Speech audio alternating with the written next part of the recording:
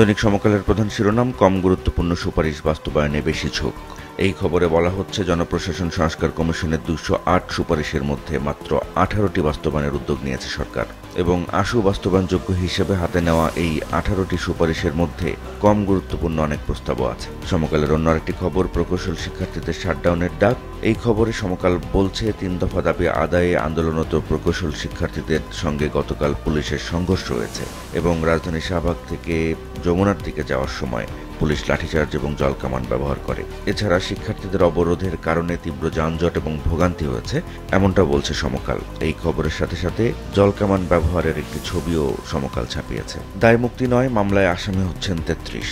Malaysia শ্রমবাজার নিয়ে সমকালের এই প্রতিবেদনে বলা হচ্ছে, সিন্ডিকেটের মাধ্যমে মালয়েশিয়ায় কর্মী পাঠানোতে জড়িতদের দায় মুক্তি দেওয়া হচ্ছে এমন আলোচনা চলছিল কিছুদিন ধরে। তবে এখন দায় মুক্তি নয়, নতুন মামলার প্রক্রিয়া শুরু হয়েছে এবং অপরাধীদের তালিকায় রয়েছে নিজাম হাজারি, বেনজির আহমেদ, মাসুদউদ্দিন চৌধুরী সহ আরও অনেকে। ভোট টানতে শিক্ষার্থী বান্ধব কর্মসূচি প্রচার। দেশের বেশ কয়েকটি বিশ্ববিদ্যালয়ে ছাত্র সংসদ নির্বাচন অনুষ্ঠিত হতে যাচ্ছে, সেই সংক্রান্ত প্রতিবেদন এটি। মূলত ঢাকা বিশ্ববিদ্যালয়ের প্রচারের খবর দেওয়া হয়েছে এই খবরে, এবং এতে বলা হচ্ছে, ঢাকা বিশ্ববিদ্যালয়ের কেন্দ্রীয় ছাত্র সংসদ নির্বাচনের প্রচারে নেমেছেন প্রার্থীরা এবং তারা নানাভাবে ভোটারদের কাছে পৌঁছানোর চেষ্টা করছেন এবং তাদের চাওয়া বুঝতে চেষ্টা করছেন। তরুণ চিকিৎসকের অনন্য দৃষ্টান্ত, এই শিরোনামে সমকাল একটি বিশেষ প্রতিবেদন ছাপিয়েছে। এই খবরে বলা হচ্ছে, মস্তিষ্কে রক্তক্ষরণ, যেটিকে স্ট্রোক বলা হয়, এবং হৃদযন্ত্র বিকল অর্থাৎ হার্ট অ্যাটাক, এই দুটি রোগের ক্ষেত্রে রোগীদের জীবন ও পঙ্গুত্ব থেকে রক্ষায় দ্রুত একটি ইঞ্জেকশন দিতে হয়। দেশের বাজারে এর দাম প্রায় লাখ টাকা। এবং রাজশাহী মেডিকেল কলেজের শিক্ষানবিশ এক চিকিৎসক শীর্ষ শ্রায়ণ, তার প্রচেষ্টায় ওই অঞ্চলের অন্তত 500 রোগী বিনামূল্যে এই ওষুধটি পাবেন, এমনটি বলছে সমকাল এই প্রতিবেদনে। এবং সমকাল জানিয়েছে যে এই চিকিৎসকের উদ্যোগে নেদারল্যান্ডস থেকে 2500 ভায়াল ইঞ্জেকশন এসেছে, সেটি বিনামূল্যে রোগীরা পাবেন। এই খবরটিকেই সমকাল অনন্য দৃষ্টান্ত হিসেবে উল্লেখ করে খবরটি ছাপিয়েছে। দৈনিক প্রথম আলোর প্রধান শিরোনাম, যমুনা অভিমুখী যাত্রা, প্রকৌশল শিক্ষার্থীদের লাঠিপেটা পুলিশের। গতকাল আন্দোলনরত প্রকৌশল শিক্ষার্থীরা শাহবাগ থেকে যমুনার দিকে যাত্রা শুরু করলে পুলিশ সাউন্ড গ্রেনেড এবং কাঁদনে গ্যাস নিক্ষেপ করে এবং জলকামান ব্যবহার করে। এছাড়া লাঠিপেটার ঘটনাও ঘটে। শিক্ষার্থীদের উপর পুলিশি হামলার প্রতিবাদ জানিয়েছে বুয়েট কর্তৃপক্ষ এবং ডিএমপি কমিশনারও দুঃখ প্রকাশ করেছেন। সে সংক্রান্ত খবর এটি। এই খবরে আরও বলা হচ্ছে, দেশের সব প্রকৌশল বিশ্ববিদ্যালয়ে আজ কমপ্লিট শাটডাউন কর্মসূচি পালন করবে শিক্ষার্থীরা। আবু সাইদ হত্যা মামলার আনুষ্ঠানিক বিচার শুরু। এই শিরোনামে প্রথম আলো যে খবরটি দিয়েছে সেটি গতকাল জুলাই গণ অভ্যুত্থানে নিহত আবু সাইদ হত্যা মামলার যে বিচার শুরু হয়েছে সেই সব বিষয়ে, এবং এই বিচারের সূচনা বক্তব্যে আবু সাইদকে জুলাই আন্দোলনের ফিনিক্স পাখি এবং জুলাই শহীদদের অগ্রসেনানী হিসেবে আখ্যায়িত করেছেন চিফ প্রসিকিউটর, এমনটাও জানিয়েছে প্রথম আলো। জুলাই সনদের সমন্বিত খসড়ায় আবার সংশোধনী আসছে। এক কলামের এই খবরে প্রথম আলো বলছে, এই সমন্বিত খসড়া নিয়ে রাজনৈতিক দলগুলোর যে মতামত তা পর্যালোচনা করছে জাতীয় ঐকমত্য কমিশন, এবং যেসব বিষয়ে আপত্তি এবং পরামর্শ এসেছে সেগুলো সমন্বয় করা হচ্ছে। প্রথম আলো শেষ পাতার একটি খবর, 22 দিনে 58 জন জেলেকে অপহরণ আরাকান আর্মির। এই খবরে বলা হচ্ছে, টেকনাফের নাফ নদী এবং সাগরে মাছ ধরতে যাওয়া জেলেদের প্রায়ই অপহরণ করছে মিয়ানমারের সশস্ত্র গোষ্ঠী আরাকান আর্মি। দৈনিক আজকের পত্রিকার প্রধান শিরোনাম, নির্বাচন জড়িয়ে যাচ্ছে অনেকের জালে। রাজনীতি সংক্রান্ত এই খবরে বলা হচ্ছে, 3 ইস্যুতে বিএনপির সঙ্গে জামাত ইসলামী ও এনসিপির দূরত্ব কমছে না এবং রাজনৈতিক দলগুলোর মধ্যে দূরত্ব কমানোর চেষ্টা করছে জাতীয় ঐকমত্য কমিশন। আজকের পত্রিকার অন্য আরেকটি খবর, সম্ভাব্য প্রার্থীদের তথ্য সংগ্রহ করছে পুলিশ। জাতীয় সংসদ নির্বাচনকে কেন্দ্র করে এই খবরে আজকের পত্রিকা বলছে যে, আগামী নির্বাচনে সম্ভাব্য প্রার্থী যারা, তাদের ব্যক্তিগত দলীয় পরিচয় এবং অপরাধমূলক কর্মকাণ্ডের তথ্যের পাশাপাশি গত 5ই আগস্টের আগে এবং পরের ভূমিকা জানার চেষ্টা করা হচ্ছে। আজ ভোটের রোডম্যাপ ঘোষণা, এই শিরোনামে আজকের পত্রিকা যে প্রতিবেদনটি ছাপিয়েছে এক কলামের, তাতে বলা হচ্ছে, ত্রয়োদশ জাতীয় সংসদ নির্বাচনের রোডম্যাপ চূড়ান্ত করেছে ইসি এবং আজকে এটি ঘোষণা করার কথা রয়েছে। প্রকৌশল শিক্ষার্থীদের পুলিশের লাঠিপেটা, সাউন্ড গ্রেনেড। 3 দফা দাবিতে প্রকৌশল বিশ্ববিদ্যালয়ের শিক্ষার্থীরা গত কয়েকদিন ধরে যে আন্দোলন করছে, শাহবাগে সেই আন্দোলনে গতকাল পুলিশ লাঠিপেটা করেছে, যা সাউন্ড গ্রেনেড এবং জলকামান ব্যবহার করেছে, সে সংক্রান্ত খবর এটি।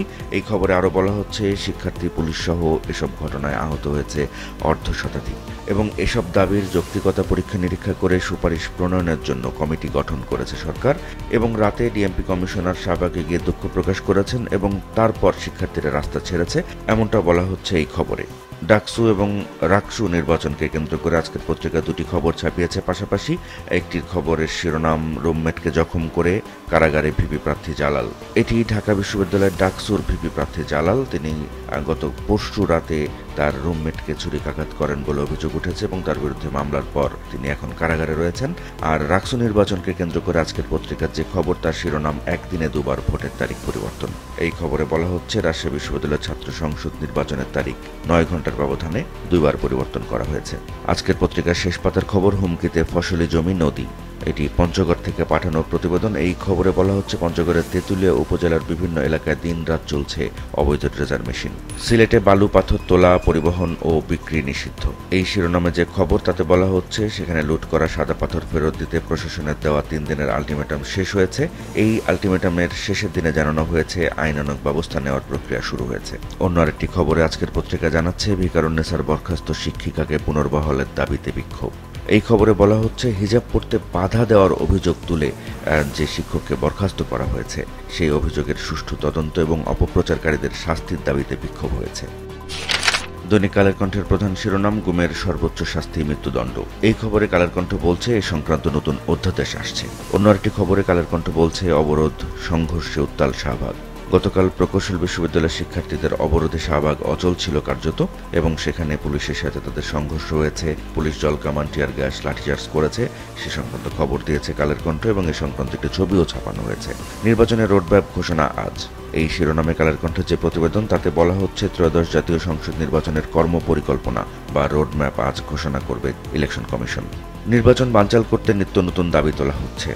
গতকাল বিএনপি মহাসচিব মির্জা ফখরুল ইসলাম আলমগীর এই অভিযোগ করেছেন, সেটিকে কালের কণ্ঠ এই রোডম্যাপ ঘোষণার পাশাপাশি ছাপিয়েছে। কালের কণ্ঠের শেষ পাতার খবর 700 কর্মকর্তার উপর শাস্তির খড়গ।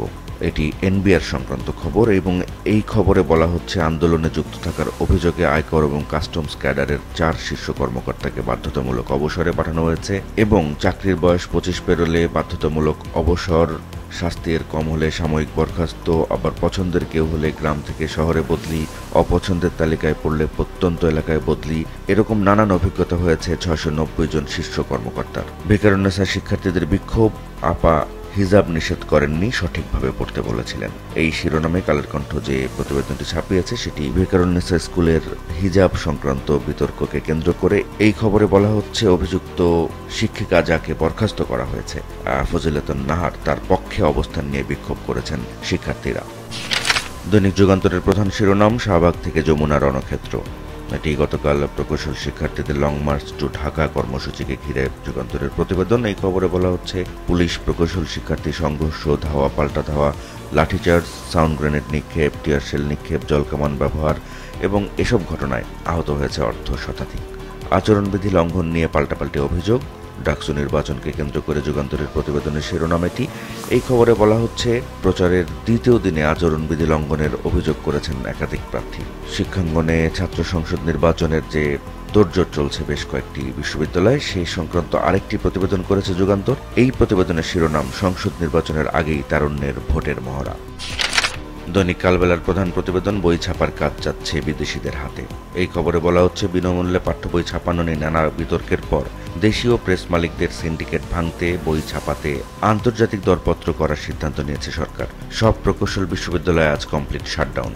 এই শিরোনামে কালবেলার যে প্রতিবেদন সেটি গতকাল শাহবাগে পুলিশি হামলার প্রতিবাদে আজ দেশের সব প্রকৌশল বিশ্ববিদ্যালয়ে কমপ্লিট শাটডাউন করা হবে, এমনটা বলা হচ্ছে কালবেলার এই প্রতিবেদনে। ডাকসু নির্বাচনকে ঘিরে কালবেলা যে প্রতিবেদনটি ছাপিয়েছে তার শিরোনাম চ্যালেঞ্জ জানাবেন স্বতন্ত্র প্রার্থীরাও। এটি ডাকসুর 3 শীর্ষ পদের লড়াইকে নিয়ে তাদের প্রতিবেদন। জাতীয় নির্বাচনের রোডম্যাপ চূড়ান্ত, আজ ঘোষণা। কালবেলা এই শিরোনামে যে প্রতিবেদনটি ছাপিয়েছে সেটি গতকাল ইসি জাতীয় নির্বাচনের রোডম্যাপ অনুমোদন করেছে এবং আজকে এটি ঘোষণা করা হবে সে সংক্রান্ত। এর পাশাপাশি বিএনপি মহাসচিব মির্জা ফখরুল ইসলাম আলমগীর গতকাল যে বলেছেন নির্বাচন বানচালের নিত্য নতুন দাবি তোলা হচ্ছে, সেটিকেই শিরোনাম করেছে কালবেলা।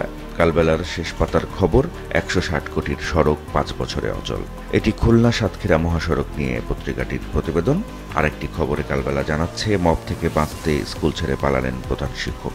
এটি চট্টগ্রামের সীতাকুণ্ড উপজেলার খবর এবং এই খবরে বলছে সকালবেলা উপজেলার ভাটিয়ারী ইউনিয়নের শাহজাহান উচ্চ বিদ্যালয়ের প্রাক্তন এবং বর্তমান কয়েকজন শিক্ষার্থী মব সৃষ্টি করে প্রধান শিক্ষক গোলাম মোহাম্মদ নূরকে পদত্যাগের জন্য চাপ দিয়েছিলেন এবং এই ভয়ে অপমানে স্কুল থেকে তিনি পালিয়ে যান। এই ঘটনার ছবি সামাজিক যোগাযোগ মাধ্যমে ভাইরাল হয়েছে এবং এরপর শিক্ষক আত্মহত্যার হুমকি দিয়েছেন বলেও জানা যাচ্ছে এই খবরে।